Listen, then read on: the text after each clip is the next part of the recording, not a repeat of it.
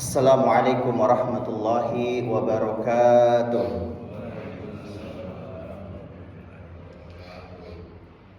Hamdan wa syukrillah wa la hawla wa la quwwata illa billah. Wassalatu wassalamu ala rasulillah. Masyiral muslimin wal muslimah rahimakumullah. Tiada kata yang paling pantas kita senantiasa ucapkan dari lisan kita, dari setiap kata kita, melainkan rasa syukur kita kepada Allah Subhanahu wa taala. Allah memberikan kita nikmat demi nikmat sampai kita masih bisa berjumpa kembali bersama tetangga, bersama jamaah masjid, berkumpul bersama keluarga, dan yang paling nikmat adalah bisa beribadah kepada Allah Subhanahu wa taala. Belum lagi kita mendapati hari yang mulia di hari Jumat. Di hari Jumat ini ada amalan spesial yang kalau kita biasanya menggunakan sosial media, di sosial media banyak orang berusaha untuk mention itu apa? Menyebut misalnya nama seorang influencer atau selebgram atau seorang figur di sosial medianya, atau misalnya di komentar mention supaya apa? Ya dinotis, diperhatikan. Setelah dinotis, berharap dapat balasan dari yang di mention. Berharap satu kali mention mudah-mudahan bisalah di reply atau dibalas satu kali juga. Tentu kebahagiaan rasanya. Ada figur yang kita sukai, ya, seorang tokoh.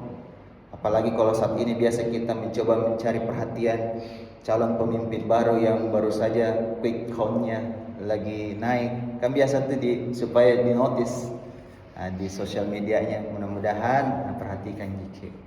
Kan biasa begitu. Apalagi kalau sampai dia membalas reply-nya satu kali, tentu bahagia. Namun yakinlah masyiral muslimin wal muslimah, kalau dapat mention langsung rajanya raja dan kita memention idola terbaik kita, yakni idola sepanjang masa yang menjadi tokoh nomor 1 di antara 100 tokoh paling berpengaruh sepanjang sejarah manusia, yang dituliskan oleh seorang non-muslim, dituliskan dalam bukunya, itu ternyata tokoh kita. Bahkan orang-orang di Inggris itu mengidolakannya, menyematkan namanya berada pada bayi-bayinya yang baru lahir. Bayi mereka yang baru lahir, anak-anak mereka yang lahir, dikasih nama ini. Dialah Nabi Muhammad SAW. Kita mention satu kali, apalagi di hari Jumat, kita bersolawat satu kali.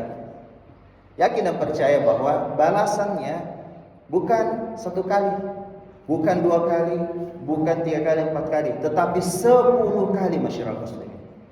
Dan yang mention langsung, reply-nya langsung adalah Allah Subhanahu wa taala kepada kita.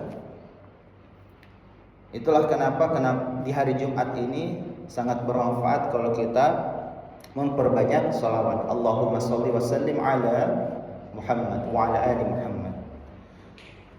Masyiral muslimin wal muslimah rahimakumullah. Mengawali hari, Nabi sallallahu alaihi wasallam itu punya permintaan kepada Allah Subhanahu wa taala yang rutin dipanjatkan olehnya kepada Allah Subhanahu wa taala. Ada 3 permintaan Nabi di dalam doanya itu senantiasa dibaca, dan doa ini pernah viral sampai anak-anak kecil, bayi yang diajarkan oleh ibundanya supaya membaca doa ini. Dan masya Allah, ternyata doa ini mengandung makna yang begitu luar biasa. Mungkin kita sudah familiar dan masyhur, tapi mari kita coba untuk membahasnya. Di mana Rasulullah SAW membaca doa ini, Allahumma inni as'aluka ilman nafi'an. Pernah dengar doa ini? Wa rizqan thayyiban wa amalan mutaqabbal. Ada 3 yang dipanjatkan oleh Nabi, yang diminta oleh Nabi Shallallahu Alaihi Wasallam. Apa yang diminta oleh Nabi dalam doa ini?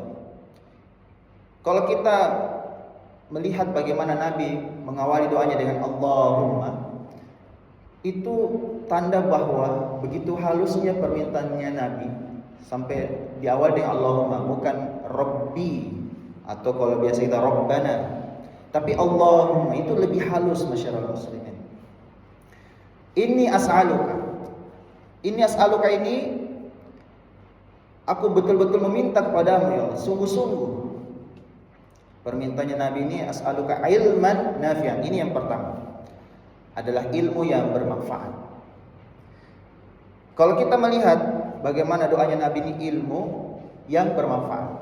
Jadi tidak sekedar ilmu yang kita tumpuk, yang kita ambil, yang kita baca, yang kita pelajari, tetapi yang bermanfaat. Bermanfaat di sini adalah sebagaimana hadis Nabi tentang bagaimana orang-orang yang meninggal dunia itu semua amalnya terputus kecuali 3 perkara, yakni sedekahun jariyah, ilman yunfa'u bihi, ilmu yang dimanfaatkan dari yang dia pelajari, yang dia telah ajarkan, lalu anak soleh yang mendoakan. Jadi kalau kita memiliki ilmu lalu dimanfaatkan, itu sesuatu yang masya Allah. Jadi ilmu tidak sekedar ilmu, tapi juga dimanfaatkan oleh orang-orang yang kita ajarkan, terutama kepada anak kita, apalagi kepada orang-orang yang kita bisa pengaruhi, termasuk sahabat kita, teman kita. Dan tentunya ini menjadi fardu kifayah dalam berdakwah masyarakat muslimin. Jadi hukum dakwah itu fardu kifayah. Akan menjadi dosa satu kampung kalau tidak ada sama sekali di kampung tersebut yang tidak berdakwah, itu dosanya satu kampung itu.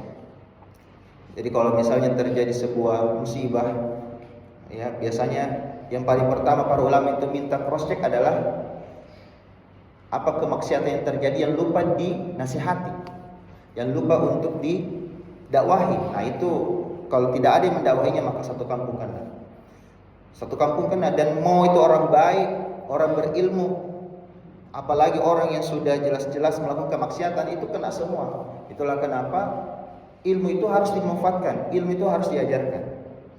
Bahkan kita tahu konsekuensinya di padang mahsyar nanti tidak akan bergerak kaki seorang hamba sampai ditanyakan 4 perkara. 4 perkara itu kita ketahui. Yang pertama adalah bagaimana umur kita, masa muda kita kemanakan, itu akan ditanyakan. Yang kedua adalah tubuh kita digunakan untuk apa. Dan yang ketiga adalah harta kita. Nah kalau harta ini unik, dari mana kita dapat dan dikemanakan kita belanjakan. Jadi 2 perkara kalau masalah harta. Dan lalu yang keempat adalah ilmu. Itu diamalkan untuk apa. Jadi kita amalkan kemana, kita ajarkan kemana. Ini yang pasti akan ditanyakan. Itulah kenapa masyarakat muslimin yang membedakan umat Nabi Muhammad SAW dengan umat-umat Nabi terdahulu. Kita sadar bahwa Al-Quran turun itu tidak langsung 30 juz dalam satu waktu. Sebagaimana kita ketahui Taurat yang diterima oleh Nabi, siapa yang terima kitab Taurat? Nabi Musa alaihissalam. Itu butuh 40 hari, 40 malam berturut-turut, langsung sempurna satu kitab Taurat. Setelah diterima semua wahyu dari Allah, kitab Taurat ini baru disampaikan kepada umatnya. Telat sebenarnya karena tiba-tiba sudah umatnya itu sudah menyembah patung dalam bentuk apa? Sapi yang dibuat oleh Samiri. Naudzubillah. Jadi terlalu lama tinggalkan umatnya. Tapi Nabi SAW itu berbeda dengan nabi-nabi terdahulu yang mendapatkan wahyu. Tidak menunggu sempurna ilmu itu barulah diajarkan. Sebagaimana Nabi SAW wahyu pertama, dan kita biasa dengarkan dan kita bacakan surah Al-Alaq itu ada berapa ayat? Panjang masyarakat muslimin. Tetapi 5 ayat pertama yang turun pertama kali. Tidak langsung sempurna pun satu surah itu, masyaallah muslimin. A'udzubillahi minasyaitonirrajim. Bismillahirrahmanirrahim. Iqra' bismi rabbikal ladzi khalaq. Khalaqal insana min 'alaq. Itu 5 ayat pertama. Dan Nabi pun sudah bergemetar itu pada saat menerima 5 ayat pertama, masyaallah muslimin. Dan apa yang disampaikan wahyu pertama itu adalah tentang Iqra. Disuruh apa? Membaca. Kita diminta untuk belajar, masyaallah muslimin. Lalu apa wahyu setelah itu yang diturunkan oleh Allah Subhanahu wa taala dalam waktu beberapa, kalau tidak salah itu ya berapa hari atau beberapa pekan, barulah turun kembali kepada Nabi Muhammad SAW yang sedang bergumul di malam hari atau berselimut. Turunlah surat apa? Dan itu pun belum sempurna, surah Al-Mudaththir. A'udzubillahi minasyaitonirrajim. Ya ayyuhal muddaththir qum fa'andzir. Ternyata Rasulullah SAW diminta untuk apa? Bangun, bangkit. Dan ternyata diperintahkan kepada Rasulullah untuk apa? Memberi peringatan, untuk berdakwah, masyarakat muslimin. Jadi ilmu yang baru 5 ayat Iqra' bismi rabbikal ladzi khalaq itu ternyata sudah harus disampaikan. Sampai Nabi pun masyhur dengan hadisnya, ballighul anni walau ayat, sampaikanlah dari walaupun satu ayat. Itulah kenapa ilmu itu harus segera kita amalkan dan juga kita ajarkan, masyarakat muslimin. Kenapa?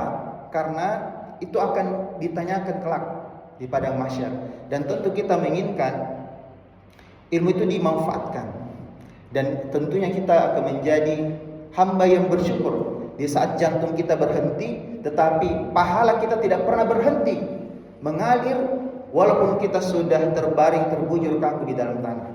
Tentu ini kita inginkan, menjadi hamba yang cerdas, menjadi hamba yang efektif dan efisien. Karena waktu kita ini terbatas sekali, masyarakat muslimin. Umur kita ini tidak seperti umurnya umat-umat Nabi terdahulu yang ratusan tahun. Kalau Nabi Nuh ya 900 tahun, ada yang 200 tahun. Kita umurnya ini subhanallah. Karena umur kita yang efektif ini, efisien ini, maka kita manfaatkan yang sebaik-baiknya dengan apa? Ilmu yang bermanfaat. Jadi jangan sampai tugasnya dakwah itu hanya para ulama semata. Karena dakwah itu adalah tugas kita semua. Dia fardhu kifayah, masyarakat muslimin. Jadi kalau ada satu kampung, kenapa tidak ada kuliah ustaz ini, tidak ada yang ceramah ini, cuma satu orang yang biasa ceramah di waktu Jumat subuh. Mulailah kita belajar untuk menyampaikannya juga. Bahkan saya ingat sekali, musala depan rumah di kampung itu menjadi tempat kami berlatih. Jangan heran kalau misalnya ada orang yang masih terbata-bata dalam menyampaikan. Inilah tempat kita untuk menyampaikan. Makanya kenapa satu ayat kalau kita kuasai dan kita bisa mempertanggungjawabkan ilmu itu, sampaikanlah masyarakat muslimin. Karena saya yakin kita semua di sini adalah orang-orang yang belajar, orang-orang yang tahu sebenarnya, tetapi tidak ada tempat, tidak ada panggung yang baru untuk diberikan kepadanya. Tidak ada mimbar baru untuk menjadi tempat sarana untuk berdakwah buatnya. Padahal saya waktu awal-awal juga itu pindah, saya berpikir ya, kira-kira panggung ataupun mimbar baru itu perlu kita untuk jadikan sebagai ladang untuk berdakwah. Jadi latihan, walaupun terbata-bata awalnya tidak ada masalah, masyarakat muslimin. Ya memang kalau langsung dikasih panggung khusus, misalnya kalau ceramah tarawih ya atau khutbah Jumat, jangan dulu. Itu ada rukunnya. Nah, tetapi kalau seperti hari-hari yang biasa kita latih, apalagi anak-anak muda kita, ini momennya. Kalau tidak ada penerus, tidak ada yang memikirkan hal ini, maka masyarakat muslimin kita akan sangat rugi sekali kalau ilmu itu tidak dimanfaatkan. Makanya kenapa Nabi mengawali doa ini dengan ilman nafi'an.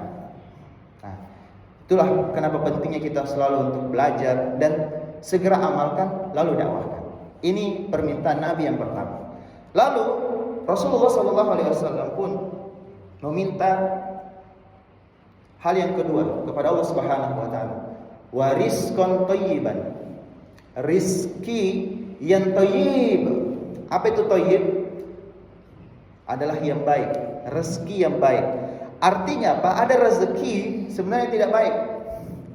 Maksudnya rezeki yang tidak baik itu adalah sesuatu yang halal tetapi belum tentu thayyib. Misalnya penderita diabetes tiba-tiba dihidangkan dengan minuman berkemasan yang tinggi gulanya. Nah itu walaupun halal gini diminum, tetapi ya tahulah ini tidak boleh diminum, apalagi dengan dokter tidak boleh minum yang manis-manis. Rezeki sebenarnya ini, tapi tidak thayyib, akan bisa lebih berbahaya buat tubuhnya. Atau misalnya kita yang sehat-sehat, ya lalu tiba-tiba dihidangkan dengan ya misalnya pohon kaktus, ya walaupun itu pohon adalah sesuatu yang bisa dimakan, tapi kan tidak mungkin, itu tidak thayyib, banyak durinya. Kecuali durinya memang di luar, tapi dalamnya luar biasa. Nah, itulah kenapa masyarakat muslimin rezeki yang thayyib ini jangan disangkakan bahwa rezeki ini hanya dalam bentuk harta uang masyarakat muslimin. Ini masih banyak salah kaprah di antara kita. Kesehatan itu rezeki yang luar biasa masyarakat muslimin.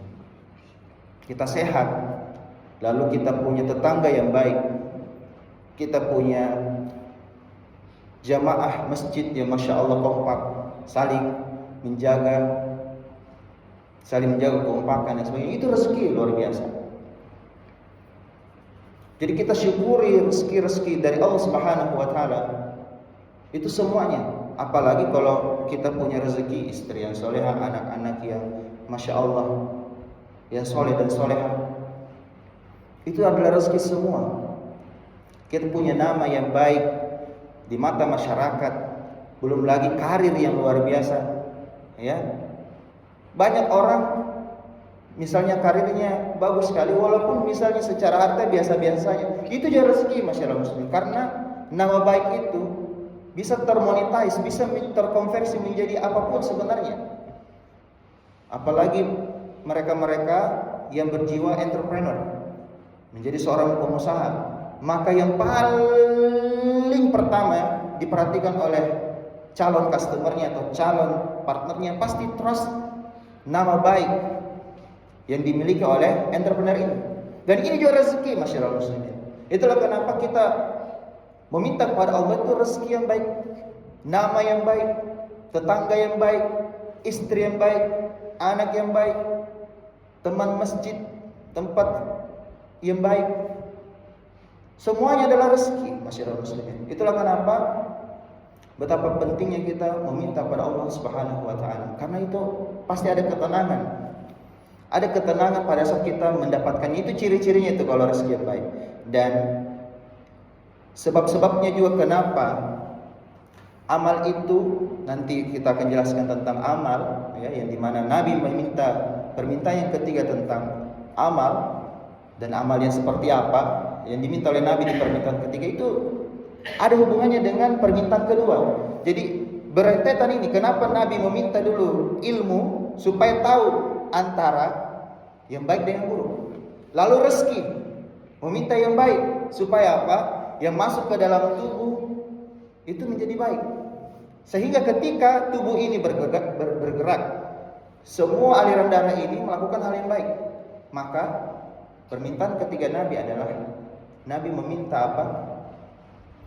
Meminta supaya apa? Wa amalan mutaqabbal. Ini permintaan Nabi yang ketiga. Amal yang diterima.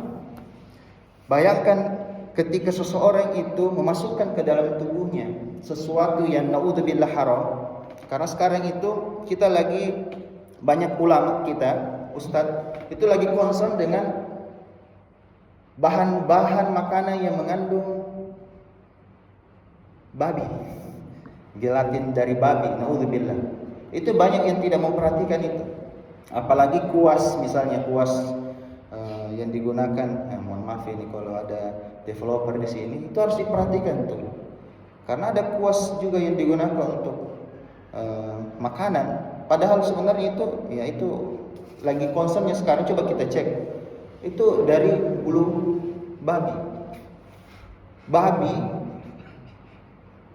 menjadi ujian yang paling berat sebenarnya makanan.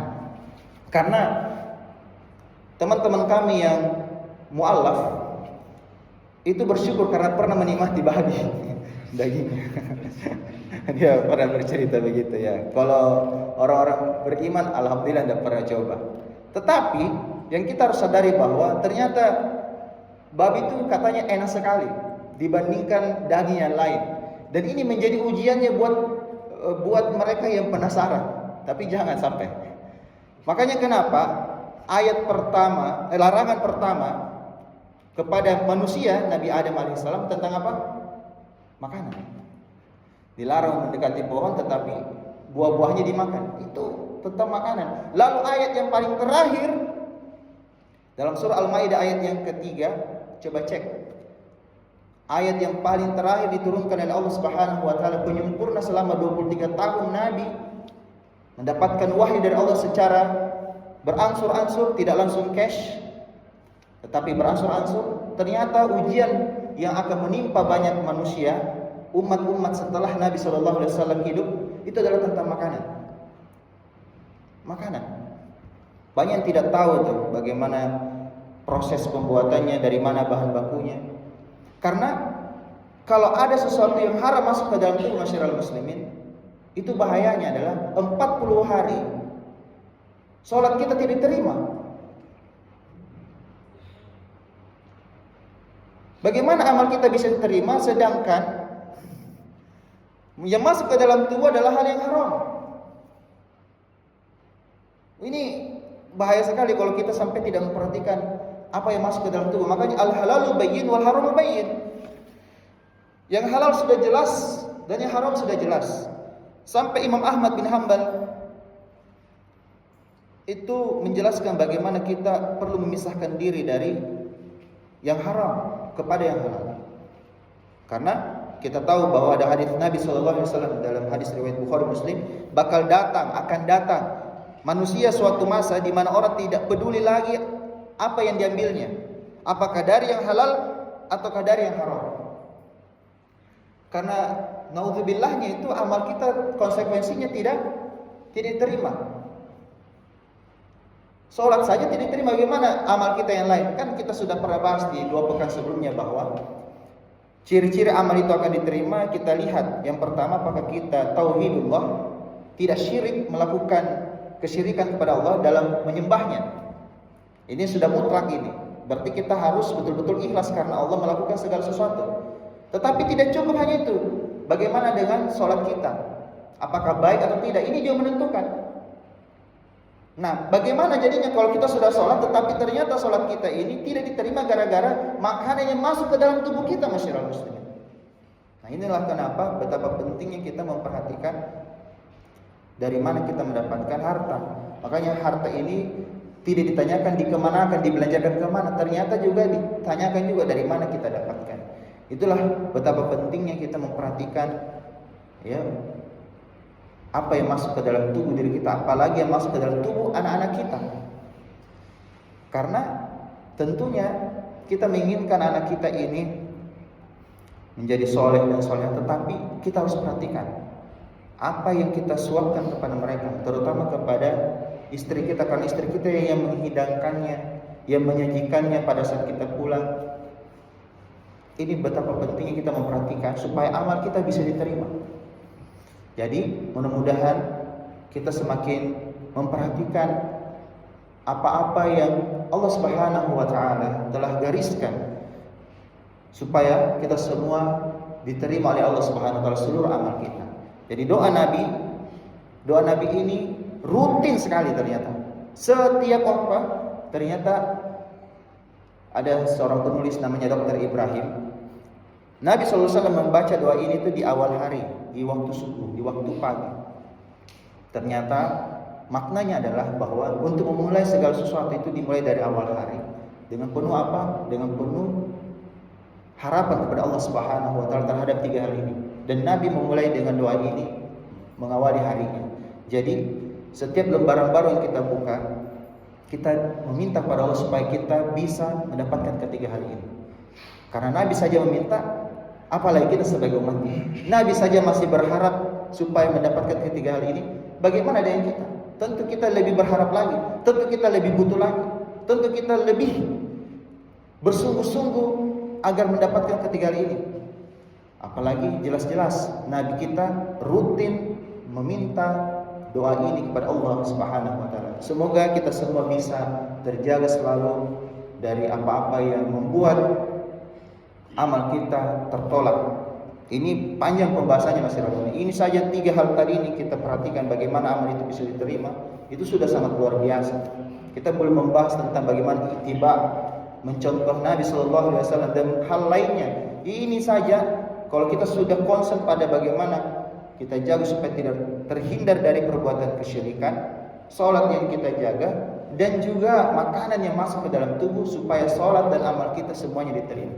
Mudah-mudahan bermanfaat buat kita semua, menjadi penasehat buat seluruh jamaah, dan kami mengajak juga buat jamaah yang mendengarkan ini di luar masjid, semoga kita senantiasa dijaga oleh Allah Subhanahu wa taala. Setiap Jumat, setiap pekan kita berjumpa, berkumpul untuk menikmati hidangan pagi bersama, dan kita merasakan suasana rezeki yang thayyib, yakni kita berkumpul bersama tetangga-tetangga yang baik di dalam tempat terbaik ini, tempat yang mulia di waktu yang mulia. Semoga bermanfaat. Kita tutup dengan doa kafaratul majlis. Subhanakallahumma wa bihamdik, asyhadu an la ilaha illa anta, astaghfiruka wa atubu ilaik. Assalamualaikum warahmatullahi wabarakatuh.